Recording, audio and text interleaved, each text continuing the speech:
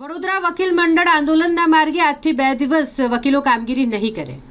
આજે અને કાલે 2 દિવસ વકીલો કામગીરીથી અડગા રહી અને વિરોધ નોંધાવશે। હાઈકોર્ટના રજિસ્ટ્રાર જનરલના પરિપત્ર સામે રોષ ઠાલવવા માટે વિરોધ વ્યક્ત કરવા માટે આંદોલન વડોદરા વકીલ મંડળ દ્વારા કરવામાં આવ્યું છે। ફોન્ટ સાઇઝ 13માં વકીલાત નામ મૂકવા પરિપત્ર। અત્યાર સુધી વકીલો સુલેખ, શ્રુતિ, ગૂગલ, ઇન્ડિક, ફોનેટિક કે સરળ ફોન્ટ્સથી વકીલાત નામું લખતા આવ્યા છે। તાત્કાલિક નવા ફોન્ટ્સ કઈ રીતે લખી શકાય તેની મૂંઝવણ છે। પહેલા વકીલોને આની ટ્રેનિંગ મળે તેવી માંગ છે।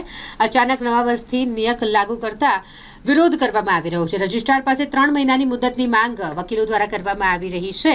માંગણી ન સ્વીકારવામાં આવે તો આંદોલનના દિવસો વધારવાની ચીમકી ઉચ્ચારી છે।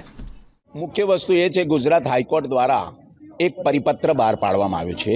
તેમાં જે ટાઈપ કરવા માટે જે ફોન્ટ હોય છે એમાં અમુક લિપિનો સમાવેશ કરવામાં આવ્યો છે અને સ્થાનિક બારોમાં જે લિપિ ચાલે છે, ફોન્ટની લિપિ ચાલે છે, એનો સમાવેશ કરવામાં આવ્યો નથી।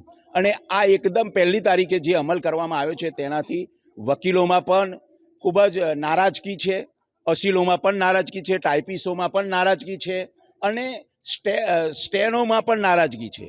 જ્યાં સુધી જે ફોન્ટનો ઇમ્પ્લિમેન્ટ નીચે ના થાય ત્યાં સુધી કેસો દાખલ કરવા અતિ ગંભીર સમસ્યા ઊભી થાય એવી છે અને કેટલાક વકીલોએ પહેલી તારીખે કેસો દાખલ કરવા માટે ગયા તો એમના કેસો લેવામાં નથી આવ્યા સમગ્ર ગુજરાતમાં। એટલે સમગ્ર ગુજરાતની અંદર આ અલિપ્ત રહેવાના ઠરાવો તમામ બારે કરેલા છે। ઇવન ગુજરાત હાઈકોર્ટ બારે પણ હાઈકોર્ટને એવું કીધું છે કે ભાઈ આની અંદર કોઈ ઘટતું કરી અથવા તો આ પદ્ધતિ હાલ પૂરતી બંધ કરી અને જ્યાં સુધી ટ્રેનિંગ નીચે ના મળે ત્યાર પછી આનો અમલ કરવામાં આવે।